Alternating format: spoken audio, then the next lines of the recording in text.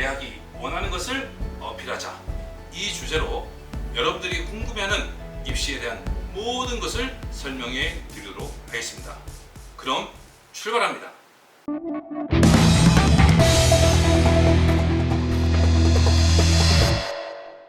먼저 2022학년도 대학 입시의 특징에 대해서 살펴보도록 하겠습니다. 가장 첫 번째는 그렇죠? 문과, 이과, 통합 수능입니다. 올해 처음으로 실시가 되죠. 두 번째, 자연계 상위권 학생들의 희소식입니다. 약학대학 학부 모집이 복귀되게 되죠. 세 번째, 적성고사와 교사 추천서가 폐지가 됩니다. 그러면 이러한 특징들이 입시에서 어떤 영향을 미칠지 좀 더 자세하게 살펴보도록 하겠습니다.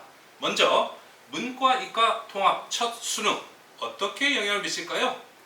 수능 체제가 변화가 되고 점수 체제가 바뀝니다. 공통과 선택으로 나뉘게 되죠. 특히 국어 영역과 수리 영역, 수학 영역에서 공통과 선택으로 나뉘게 됩니다. 또한 점수도 선택이 다른 만큼 그 선택에 따라서 유불리가 없도록 하기 위해서 바로 표준화 점수를 도입하게 됩니다.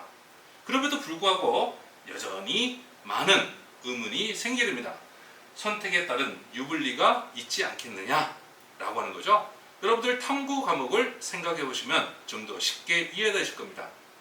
물론 어떤 과목을 선택하느냐에 따라서 표준 점수 또는 대학에서 반영하는 점수가 유사하게 될 수 있도록 유불리가 없도록 하기 위해서 적용하고 있지만 어떤 경우에서는 만점을 받을 수가 있고 어떤 과목을 선택했을 때는 90점을 받을 수가 있다고 하는 거죠. 이러한 과목 선택에 따른 유불리 분명히 있을 수가 있습니다. 그러면 이런 상황에서 과연 무엇을 선택하는 것이 정답일까요? 여러분들이 가장 자신 있는 과목 선택하는 것이 가장 유리할 수가 있습니다. 그러한 부분들이 왜 그런지 추후에 좀 더 자세하게 살펴보도록 하겠습니다. 두 번째, 약학대학의 학부 모집이 복귀가 됩니다. 과거에 약학대학을 들어가기 위해서는 약사가 되기 위해서는요, 대학을 먼저 입학을 하고 2학년을 마치고 피트 시험을 통해서 약학대학에 입학을 했습니다. 그러나 이제 다시 학부에서 모집을 하게 됩니다. 따라서 학과의 선택폭이 굉장히 넓어졌죠. 물론 이것은 자연계 상위권 학생들에 있어서의 이야기입니다. 자연계열 상위권 학생들에게 있어서 학과를 선택할 수 있는 선택폭이 넓어졌습니다. 과거에는 약사가 되기 위해서 보통 그 생명공학이나 생명과학 쪽으로 많이 들어가게 됐었는데요. 이제는 바로 약학대학으로 진학할 수가 있게 됩니다. 따라서 자연계열의 합격 커트라인이 변경되게 되겠죠. 약간 변경될 수가 있습니다. 그 부분에 주의를 하셔야 됩니다. 자, 세 번째로 적성고사가 폐지가 됩니다. 이 부분은 특히 중위권 학생들에게 있어서 굉장히 중요한 뉴스가 되는 겁니다.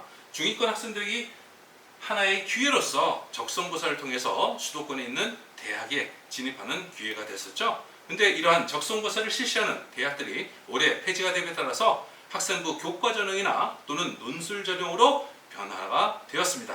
따라서 중위권 학생들의 대학 진학의 선택폭이 약간은 어려워지는 그러한 결과를 초래할 수가 있습니다. 특히 중위권 학생들의 경쟁이 치열할 것으로 예상되는 시점입니다. 네 번째로 교사 추천서가 폐지가 됩니다. 올해부터 교사 추천서가 폐지가 되게 되죠. 따라서 학생부의 중요성이 상승이 됩니다. 과거에는 학생부에 기록하지 못했던 일부 부분들을 교사 추천서를 통해서 보완할 수가 있었는데요. 이제는 학교생활부에 세세하게 기록해야 되겠습니다. 그래서 학생부 기록이 좀 더 중요하게 되게 되는 겁니다.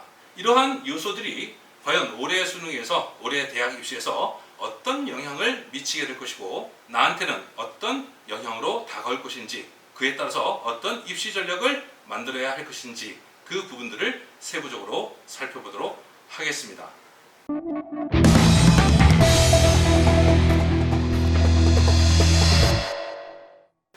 2022학년도 대학 입시의 특징 잘 이해되셨나요?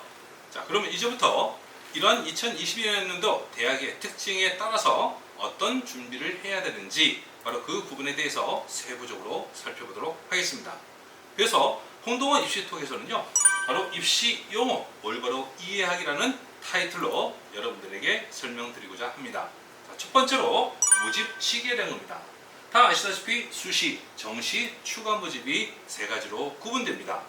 이러한 모집 시기별 어떤 특징들이 있고 주의해야 될 점이 무엇이고 이것을 통해서 나는 어떤 입시 전략을 짜야 되는지 설명드릴 계획입니다. 두 번째로 전형 구분입니다. 전형은 학생부 전형, 논술 전형, 실기 전형, 수능 전형, 특히 학생부 전형은 교과 전형과 종합 전형 이렇게 구분되게 되죠. 이러한 전형이 있어서의 특징이 무엇이고 그 전형들을 통해서 내가 어떤 전략을 짜야 되는지 설명드리겠습니다. 세 번째로 전형 요소입니다. 전형 요소는 교과, 비교과, 서류 또는 수능 등과 같은 요소들이 존재하게 됩니다.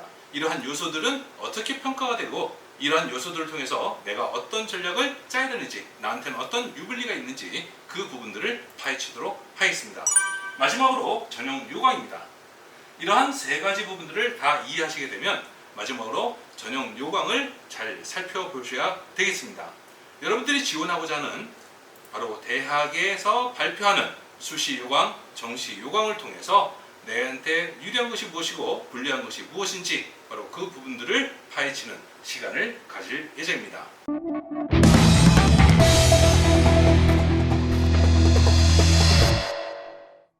이렇게 네 가지 부분들을 살펴보고요.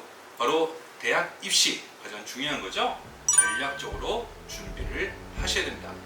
대학 입시를 전략적으로 준비할 수 있도록 공동호 입시톡에서는 여러분들을 응원합니다.